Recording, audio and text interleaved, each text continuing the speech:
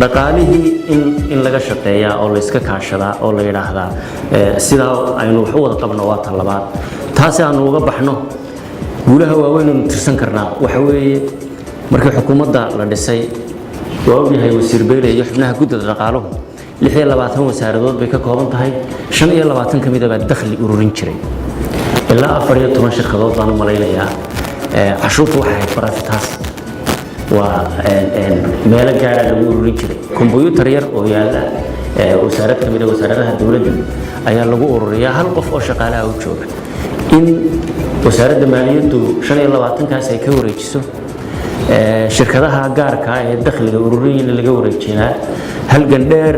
iyo ku dhac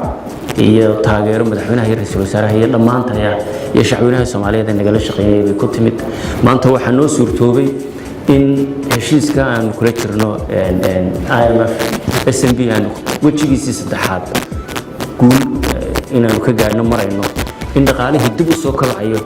oo 2017 miisaaniyaddu intay ahayd maanta ay ka badan tahay ku talagalkaygu 340 milyan laakiin dunida markaad u eegto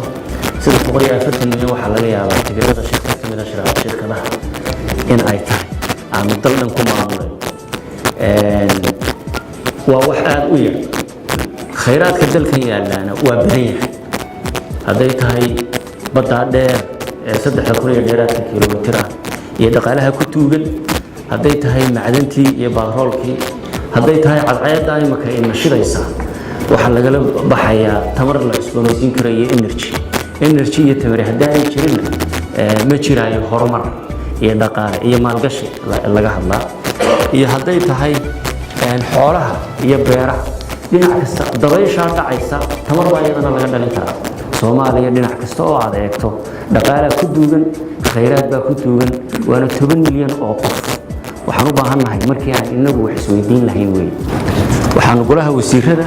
ku tagnay bambax magaalada Kismaayo sanadkii hore dabeeqadiisii oo ra'iisul wasaaruhu hogaaminayay markii maalintii labaad noo dhamaatay waxaan nidhaahno magaalada eegeerno waxaan tagnay meel la yiraahdo Goobweyn waxa ay kulmisaa badweynta Soomaaliya ay ku hiranayso ee dhaqaalaha badan ku duugan yahay iyo webiga Jubba markii aan bulshadii halka ku dhaqnayd degmadaas Goobweyn la sheekaysanay odayaashii aan la shirnay waxay ka cawdeen oo ay nooga caydeen labada shay oo ah gaajo iyo haraad meesha badweynta hidiya ku taalo ee kalluunkii la soo jilaaban karo webiga Jubba ku yaalo ee beeraan falana loo oran karo dadkii ku dhaqnaa walaalayaal gaajiya haraad bay qarniga 12aad uga cabanaya hadda dul marto Kismaayo ama gobolka Jubba